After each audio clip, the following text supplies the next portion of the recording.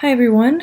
I'm going to go over the last 20 questions of y'all's exam 5 or y'all's final exam. The order of the questions may be slightly different and the order of the answer choices are probably going to be slightly different as well. So just keep that in mind as we go through these. Starting out with my number 1, quantitatively inherited traits. So we're thinking about traits such as weaning weight, birth weight. So definitely traits that are important to livestock producers. We know that B is a good answer.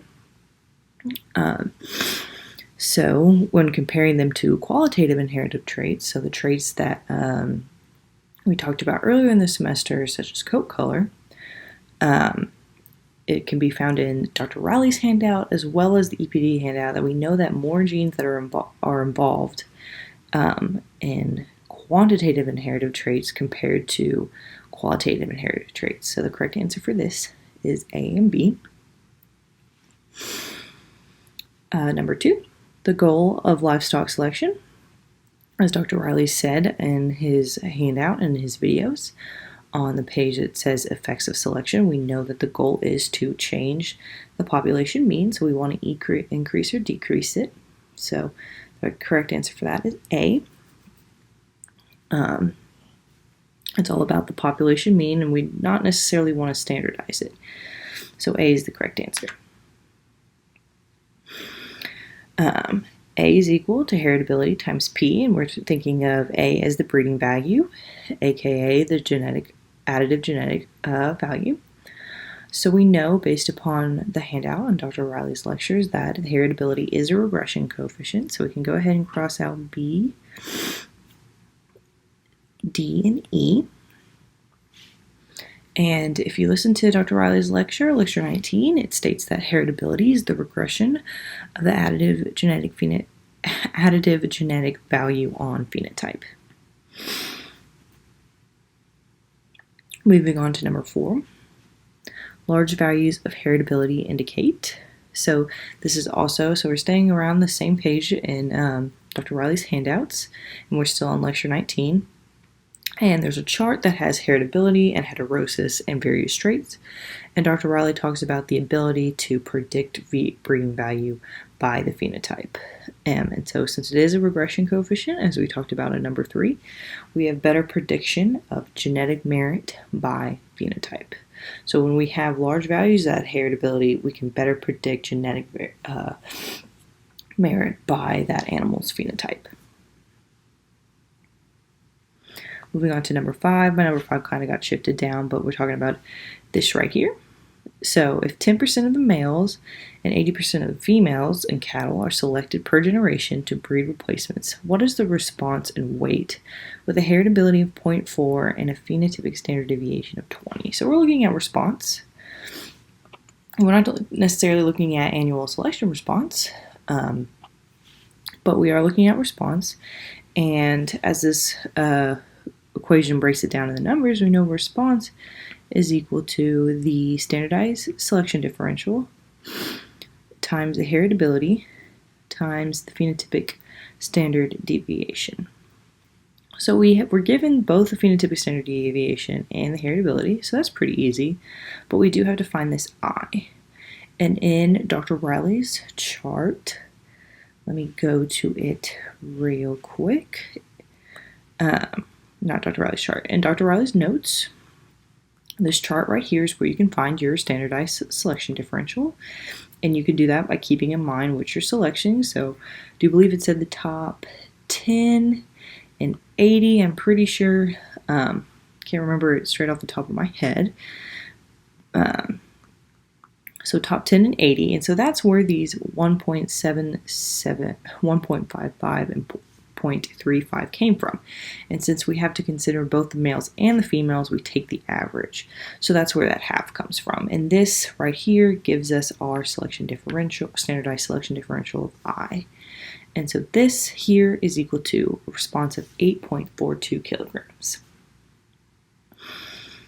Moving on to number 6, we're going to kind of stay in the same area.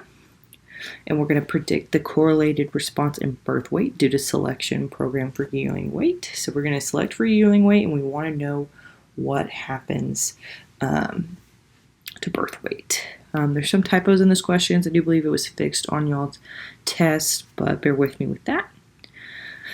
So we're picking the heaviest 10% of bulls and the heaviest 70% of females at 1 year of age, so our yearling weight. And we have a heritability of birth weight of 4.42 and heritability of yearling weight of 3.8. We have the additive genetic correlation of birth, and this should be yearling weight right here, is 0.33. And we have a generation interval in bulls of 3.1 and a generation interval of females of 5. The phenotypic variance, it's very important to remember the variance, that their variance for birth and yearling weight is 21.16 and 864.36. So we want to predict the correlated response in birth weight. So let me go back to here. This is the equation that we're going to use. This is the first step.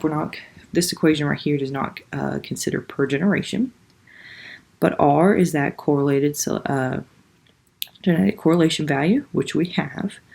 I, as we talked about in number 5, is the standardized selection differential that we need to calculate from the chart that I showed y'all previously.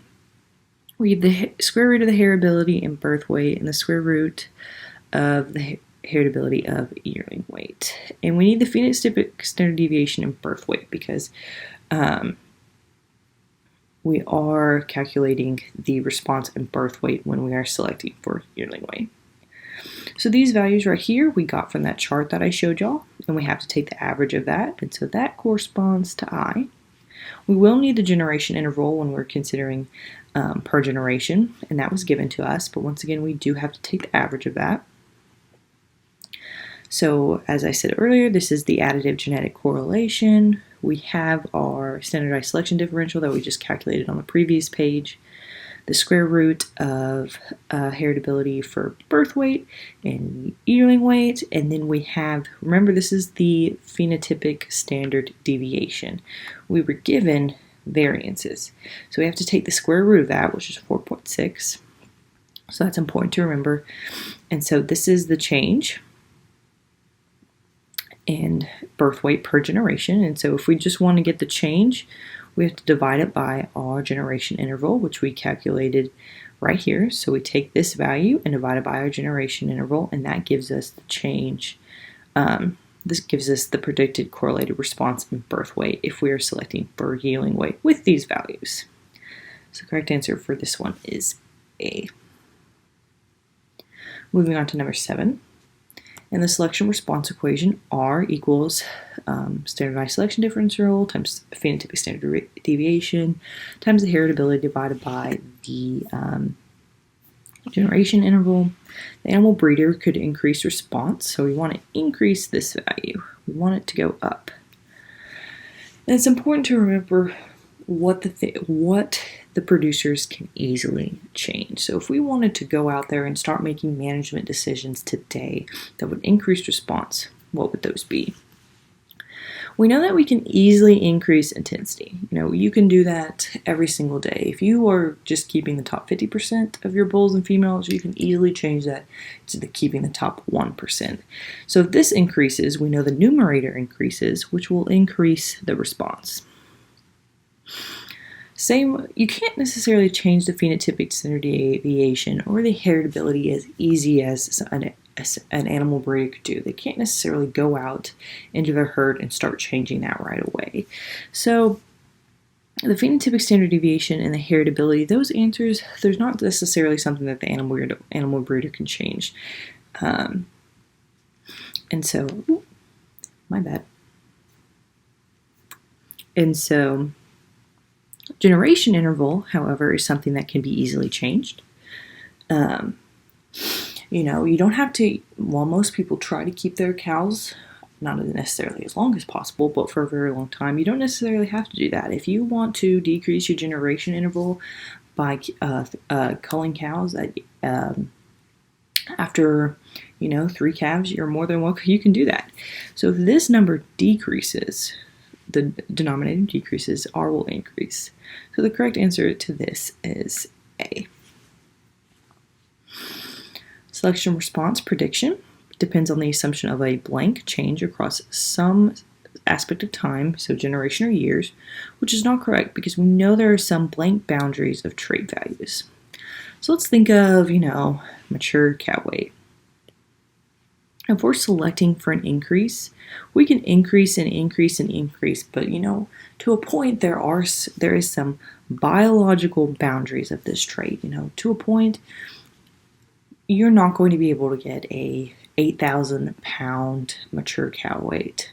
I mean, maybe, but that's a bit of a stretch. But if we're thinking about it in a linear fashion, which is the assumption, it's going to keep on increasing as we select. But there comes a point where we kind of have to stop at a point because, as I said, you definitely won't get birth weights of 1,000 pounds. So the correct answer for 8 is A. We assume a linear change across time, but there are biological boundaries for the trait. Number 9, 2 traits in sheep production with a genetic correlation equal to 0. This means that, so let's consider genetic correlations. When we have a positive one, we know that as we select for one, the other will increase. And when we have a negative one, it's the opposite. And then 0 is right in the middle, so nothing much happens when there's 0. So it won't have a negative effect on the other because that would be a negative value.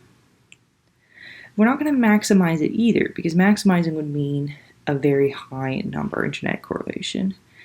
And it doesn't necessarily mean that selection will not be possible. You can still select for another one, but at 0, they will have minimum effect on each other. So the correct answer is A, because you'll select for, let's say, fleece weight, but that may not affect birth weight. So you can still select for them, but it may just not affect the other. And we're not going to maximize response with a genetic correlation equal to 0. So the correct answer for 9 is that selection for one would be expected to have minimal effect on the other.